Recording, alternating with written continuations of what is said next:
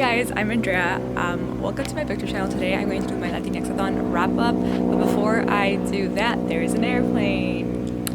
Before I do that, I just wanted to quickly say that I'm going to be guesting on a live stream this upcoming November 7th at 11 a.m. Pacific time, and we're going to be talking about one of my favorite books of all year so far, Mexican Gothic. I'll be leaving all the info down below, so check that out if you want to, and let's get into this wrap up. The first book I want to talk about is our group book, which was By Any Means Necessary by Candace Montgomery.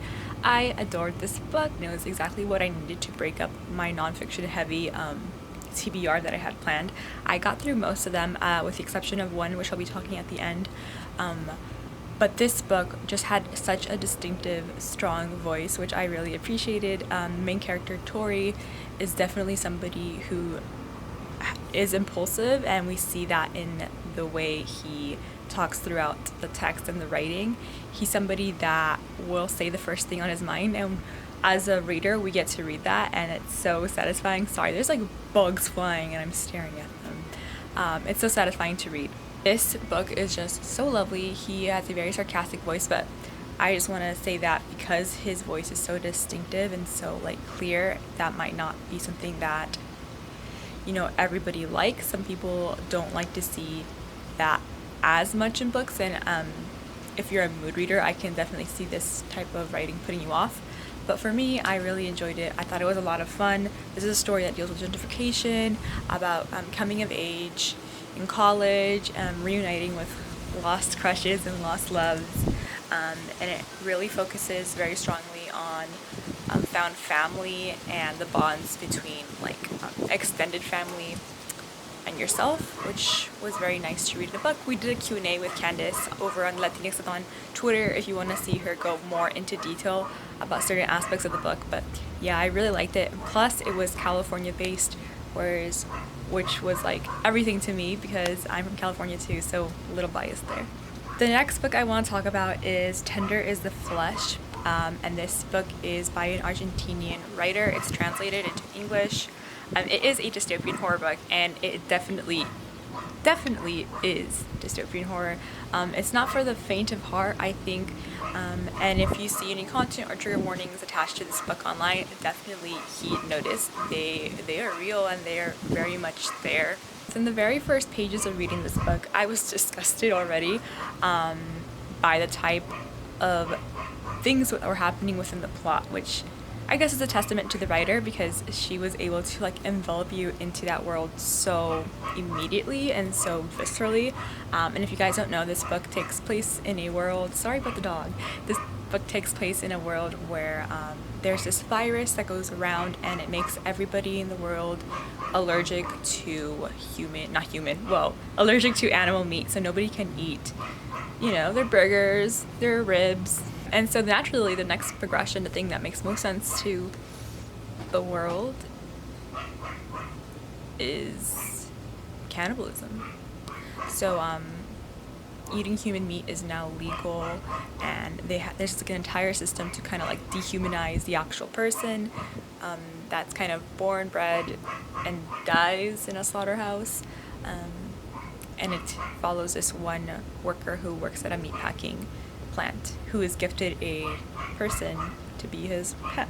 After reading this book, I kind of googled around, and I learned that Argentina actually is a very giant powerhouse in the meat industry. It is the second or third largest consumer and exporter of meat, and in the early 2000s, late 90s, I believe there was this disease that went around with their livestock that gave them mad cow disease, I believe.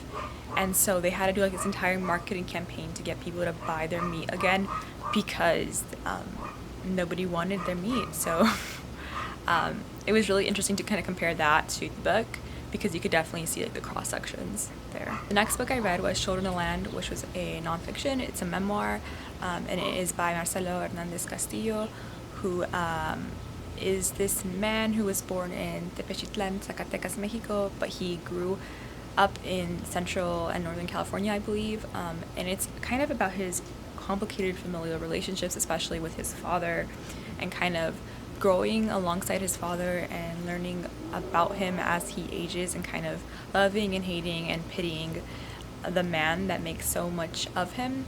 One thing that I definitely appreciated about this book was kind of the way Marcelo touches on how the things that happen on the diaspora, and how the things that happen to your parents that are immigrants, there is so much of them that you'll never know, and they're essential pieces of them.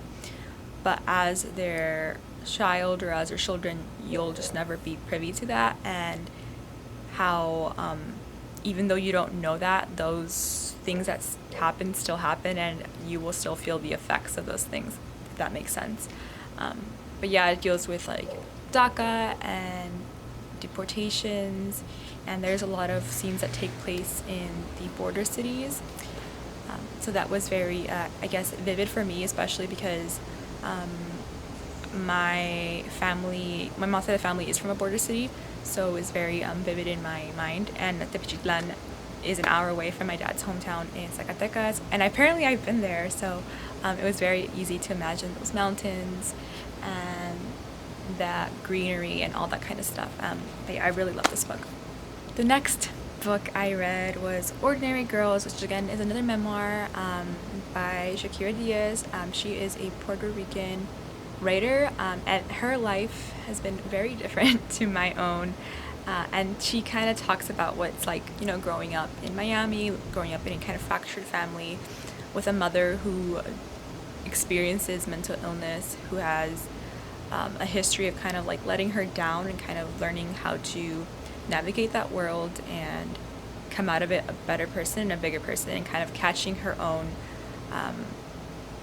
mistakes and her own choices, and just trying to find ways to make herself bigger and greater than that.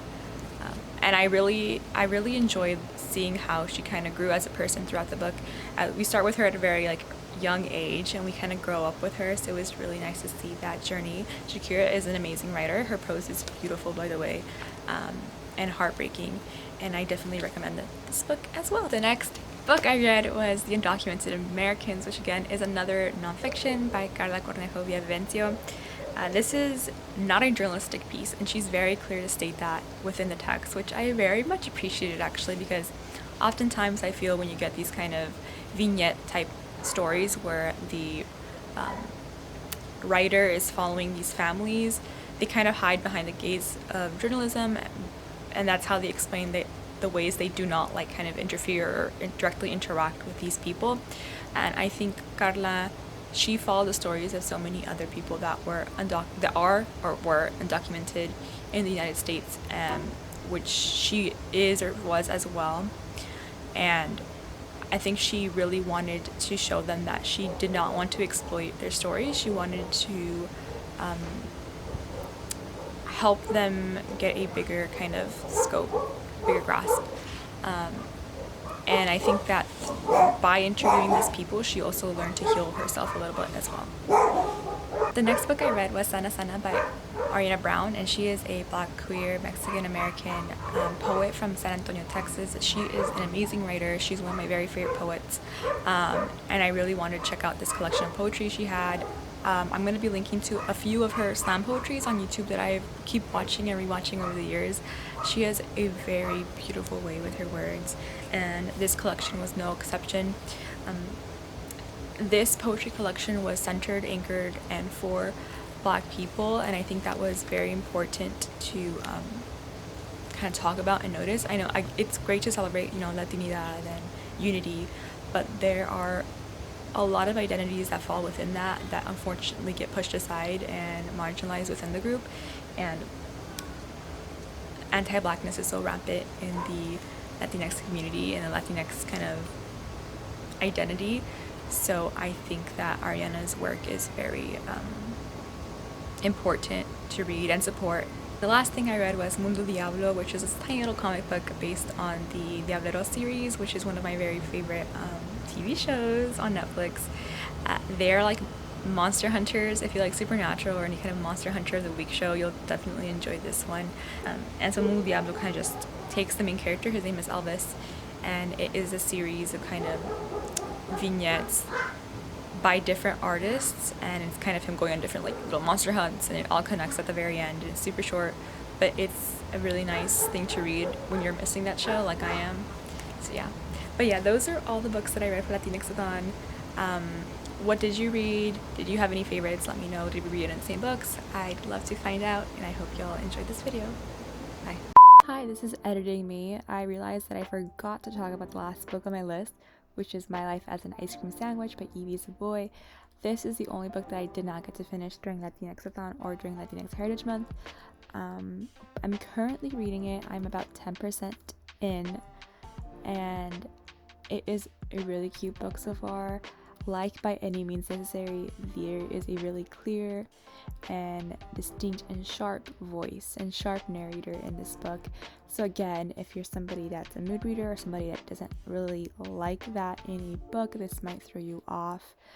But again, it's middle grade and it's probably not written for you. I don't know where it's going. I haven't really read any reviews about the plot of this book, but I'm excited to see where it goes. I know it's science fiction heavy, which is something that I enjoy in books and TV and movies and that kind of fun stuff.